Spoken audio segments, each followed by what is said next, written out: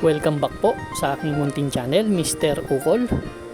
Dito na naman po ang inyong lingkod para magbigay ng tips at giya para naman po sa araw ng Sabado, May 25, 2024. Ganun pa rin po. RBHS, Rating Based Handicap System Race ang gagamitin natin. Karera na to, meron tayong 7 karera. Shoutout tayo. Happy racing and shoutout Tito Miles Bindoy. Masalubong ko kanina yan, Tito Miles. Shoutout po. Sana tumama tayo, Tito Miles. Kay Bert Pabuyaon. Kay former race caller JR Kabansag. Shoutout sir. Julito Ireneo Jr. Teresita Hortizano. Binabati niya si Antonio Boy Recto ng Makati. Sir Gilbert Lumuntad, shoutout boss. Lapit na, 2 race na lang parating natin. Kay Sir RB Borja, shoutout boss. Start na po tayo. Race number 1 po, ito po yung start ng ating winner take all event, covers races 1 to 7. Dito meron tayong 8 kalahok. Sa distansyang 1,200 meters, ito po yung 3-year-old and above maiden race. First choice ko po number 5, si Sound of Silence. Actually nagamayan kasi ni JR De Ocampo. Ganda nung huling kinilo sa kanya nito. Kila Still Somehow, medyo bigat yung laban. Segundo dumating yan, nagtala ng 1.15. Dito nakikita ko kung ganun lang din didiskarte niya, huwag niyang pupuwersahin sa harap. Mas gusto nito sakto lang ang bigay. Kaya tingin ko naman ang nakikita kong pag-pressure tong Ann Lewis, pero kahit paunahin niya na Flashy Bell si Giselle Slam. Kaya ang first choice ko. Second choice ko yung deremating number 3, si American Ford. Siya naman yung tumersero dun sa laban nila Still Somehow. 115.4 from Belgio Mergalieta now to veteran rider EL Blancaflor. Sana magamayan. Di bugbog na kabayo kasi to, pero magandang kabayo to. Malakas rumimate pag nakasabay to sa harap. Medyo malapit-lapit sa harap, may panalo na to. Pangsama sa winner take all yung 6. Pwede yan, Giselle Slab. Kaya race number 1, ang first choice ko, number 5, Sound of Silence. Second choice number 3, American Ford. Third choice number 6, Giselle Slab. Good luck po. Race number 2 na po tayo, bayang kararista. Pick 6 event, covers races 2 to 7. Meron tayong 7 kalahok. Ang distansya po natin is 1,200 meters. Again, meron tayo ditong 7 kalahok. Tama. Ang first choice ko dito sa race number 2, itong number 1. Number 7 pala, si Vitrius. Si Vitrius, huling takbo nito last May 17. Tersero dumating to, kala Golden 8, nagtala ng 1.16 media. Same rider ang sasakay. Tingin ko naman maganda na post position nung nakaraan, kasi numero 1 ngayon, maganda post position, maganda igagalaw ng kabayo. Tingin ko. Second choice ko yung number 1, si Smart Julian. Ito may panalo sa akin to kung hindi lang hahabulin ni Great Connection. Ito nakikita ko si Great Connection kapag diniskarte nila ng bandera. Pwede silang maglutyahan ni Smart Julian or mauuna si Great Connection ng persado. Maganda kay Great Connection kasi susunod mo lang tapos isang check lang. Tuloy-tuloy na yan. Smart Julian. Huling takbo dito May 12. Tersero din dumating to kala 7 of Diamonds, instant message. 1.15 medyan tinala, same rider ang sasakay. Kaya pag naka-ere ng maganda may panalo. Third choice ko na rin yung number 6, si Great Connection. Ito, tulad ng sinabi ko, last May 17, pang-4 lang dumating to kala La Republica.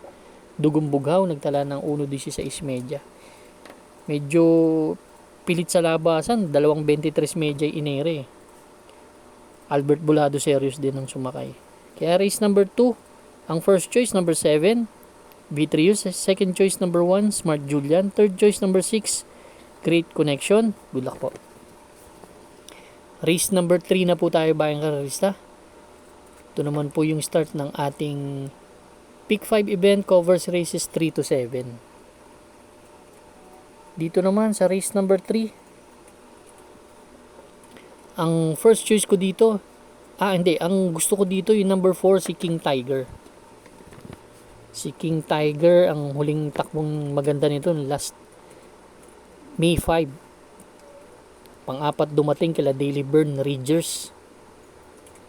Nagtala ng 113.6. Pinuwersa rin sa harap to. Medyo kinuha niya yung harap eh. Then nag-falter na lang eh nung mga kalagitnaan ng home stretch, doon na tumukod eh. Kasi puwersado from J.A. Guse to A.R. Villegas, tingin ko naman walang ganun kabilis eh. Pwedeng mauna siya dito. Yung Mang Nano may tulin din to, pero tingin ko kaya niya naman to. Para sa akin, susuloyin ko po number 4, King Tiger. Good luck po. Race number 4, ito naman po yung ating Pick 4 event, covers races 4 to 7. Dito naman may 8 kalahok. Distansya po 1,200 meters again. 16 to 21 split naman tong grupo na to. Dito ang first choice ko yung number 4, si Seychelles. Si Seychelles last May 11. Tercero dumating to kala Sartorial Elegance. Tulop choice. Medyo dumating ng tercero dikit to. Nagtala ng 114.2 sa Rider. 16 to 21 ang tinatakbuhan. Second choice ko yung number 2, si Cold Digger. Si Cold Digger naman, galing sa panalo. Last May 17. Limon Sudan Pulse tinalo. Ganun din ang tinala, 114.2 din. Same rider na sasakay. Ito naman, pag nanalo to kasi itong kabayan to, tingin ko kondisyon to. Tuloy-tuloy manalo to. 11 to 15 split. Ngayon 16 to 21 makyat ng isang grupo. Pero tumatakbo naman dati yan sa ganyang grupo. Yan ang second choice ko. Kaya race number 4 ang first choice. Number 4, Seychelles. Second choice number 2, Cold Digger. Good luck po. Race number 5 na po tayo bayang karerista. Ito naman po yung start ng ating last DD1 at last extra double. Itong karera na to. Dito meron tayong 8 kalahok. Distansya 1,200 meters again. 22 to 27 split naman tong grupo na to. First choice number 1, sakay ni Jeff Tagulaw.